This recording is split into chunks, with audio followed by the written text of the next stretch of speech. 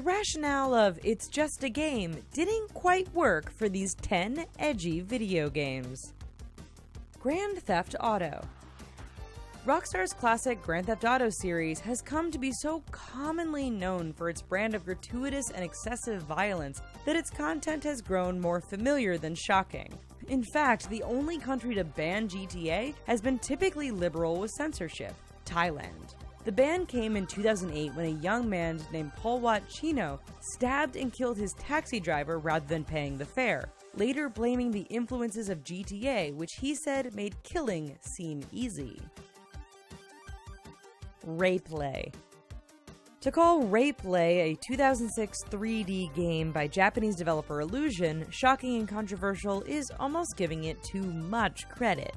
The boundary-pushing game that is as offensive as it sounds was seemingly made just to generate headlines on account of its tasteless nature. The single-player game puts you in control of an aggressive sexual predator, tasking you with stalking and bedding a mother and her 2 daughters by force. On top of being banned in multiple countries, the game was slapped with an AO rating in the US. Custer's Revenge. Plenty of video games incorporate little subtle sexual elements to serve as a bit of titillating side entertainment, but few have been as brazen and bold-faced about it as the 1982 Atari game Custer's Revenge. Produced by Mystique, a subsidiary of an adult movie company, the smutty game puts you in the Stetson hat and not much else of a horny General Custer as he navigates the wild, wild west while sporting a pixelated boner. As Custer, you are trying to evade a barrage of arrows in order to cross the plains and, well, get down and dirty with a Native American woman who is tied to a pole. This classy game was derided by feminists and native rights activists alike and was banned in Oklahoma.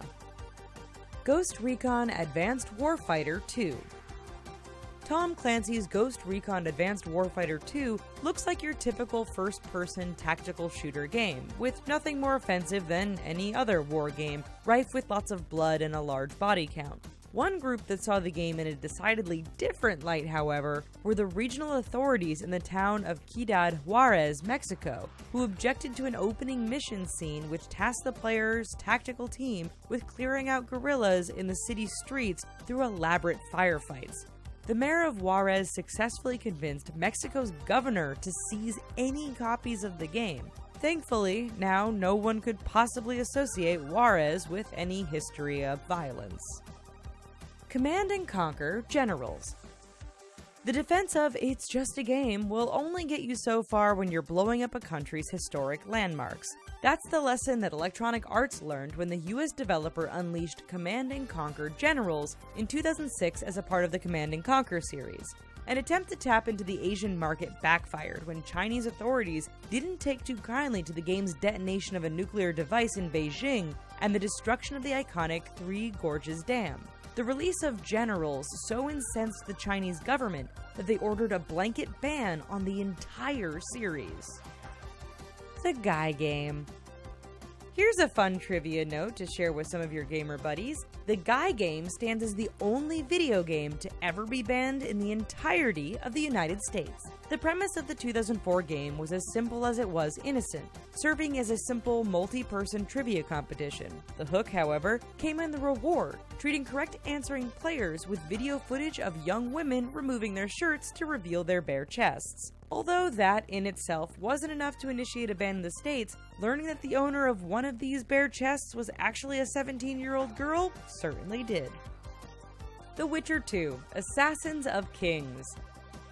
On the surface, the whole process of The Witcher 2 being sexed down to escape full censorship in Australia makes sense. The country's government objected to sex being used as a reward for playable central character Geralt upon completion of a quest, so developer CD Projekt Red made a few minor tweaks to de-emphasize the sexual nature of the scene and earn an MA-15 rating instead of a full ban. Geralt is still offered celebratory sex by a bare-chested succubus after the quest, but the game simply defaults to him declining the offer. Mass Effect.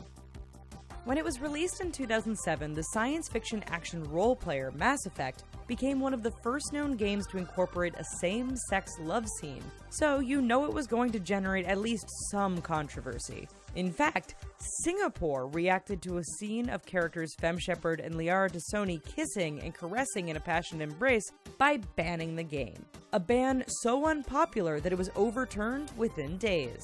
The ban mostly stemmed from the country's lack of any tangible rating system, so they applied the rating system of their film industry to the game and tagged it with an M18 rating. Medal of Honor.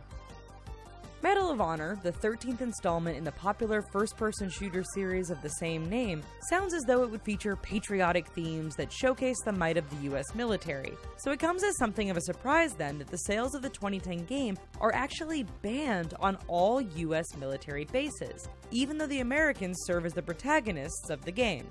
Military officials objected to the fact that gamers had the option of playing as the Taliban in the multiplayer version of the game, something that developer EA argued was necessary given that the game featured two warring sides. The ban remains in effect, although military personnel can bring the game onto their base after purchasing it elsewhere if they wish.